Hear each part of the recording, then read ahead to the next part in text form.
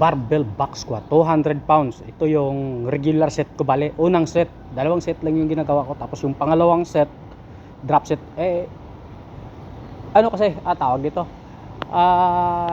tamad kasi ako mag warm up, kaya ang ginagawa ko, mag start ako sa pinakamagaan na bigat, then dagdag ng dagdag hanggang umabot sa parang ano ba tawag doon, maximum ko na makakaya, minimum, maximum nga, kasi nga hirap nga ang gulo ba, basta ganun yon. Ito yung unang regular set ko, bale 250. Nung una 200 lang yung regular set ko, ngayon kasi gabi na ako nagbubuhat, ito na yung sinasabi kong pangalawang regular set ko. Drop set na yung ginagawa ko dyan, para hindi na ako mag ano pa ng isa pang panibago pang set, yung pangatlong set. Dalawang set lang, drop set na yung last set, para dire-diretso na lipat na sa kasunod na workout.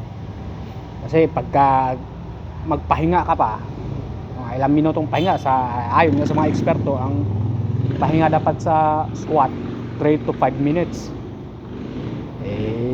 Ginawa ko drop set na nga, para hindi na magpahinga pa na yung pahinga na 5 minutes, makatipid ko ako ng 5 minutes, kasi yung ipapahinga ko ililipat ko lang doon sa sa ibang workout.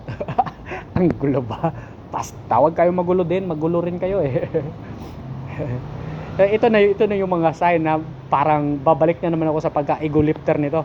Kasi noong una, kasi mga kasabayan ko sa umaga medyo may mga edad na, kaya mahirap makikisuyo na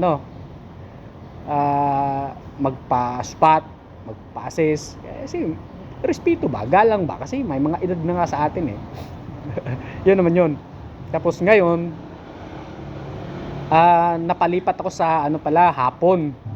Sa hapon naman, mga ang kasabayan ko naman doon, mga kasing edad ko lang din, kaso nga lang mga bouncer, hindi naman sila mahilig mag-legs.